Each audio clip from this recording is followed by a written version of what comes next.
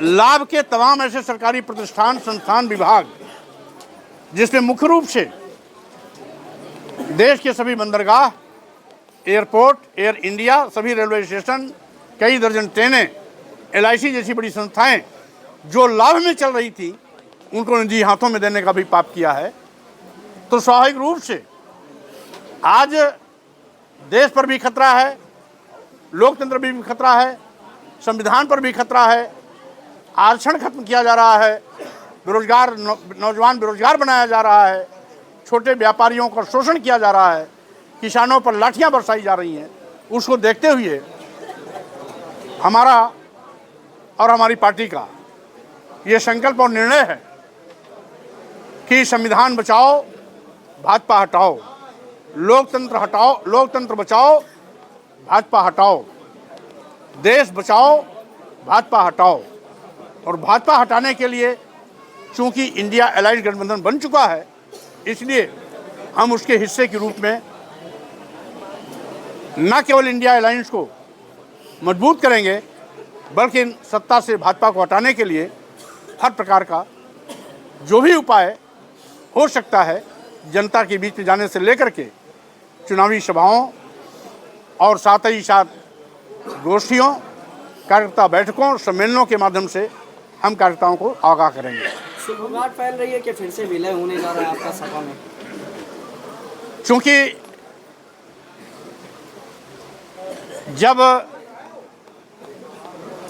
मैंने पार्टी का ऐलान कर दिया है तो स्वाभाविक रूप से विलय के लिए नहीं किया है, पार्टी को स्थापित करने के लिए किया गया है। इसलिए पार्टी आगे बढ़ेगी। हाँ, इतना जरूर है कि इंडिया अलायंस के कदम से कदम मिला करके हम चलेंगे।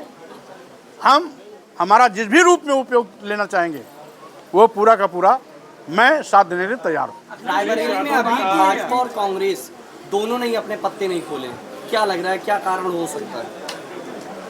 अब चुनावी अधिसूचना जारी हो चुकी है तो पत्ता नहीं, आज नहीं तो कल तो खुलना ही खुलना है।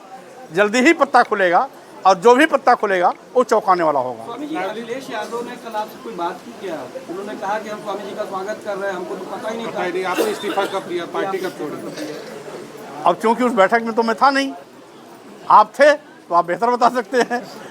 लेकिन अब जब इंडिया अलायंस के साथ में हैं तो स्वाभाविक रूप से इंडिया अलायंस के नेताओं से तो मेरी वार्ता हुई ही होगी। कुशीनगर की सीट आपको दी जा रही है, कहा ऐसा जा रहा है? अभी क्या हो रहा है क्या नहीं हो रहा है हमें भी नहीं पता है। अब हमें तो तब पता होगा जब कोई निर्णय सामने आएगा। स्वामी जी, महालक्ष्मी को लेकर आपने जो बयान दिया था उसमें मुकदमा दर्ज किया गया है, आप जैसे बयान दे रहे हैं मुकदमा लगातार दर्ज हो रहा है। अब ये भाजपा सरकार है, कुछ भी करा सकती है। 4 महीना पहले की बात पर अब मुकदमा दर्ज करने का औचित्य क्या है?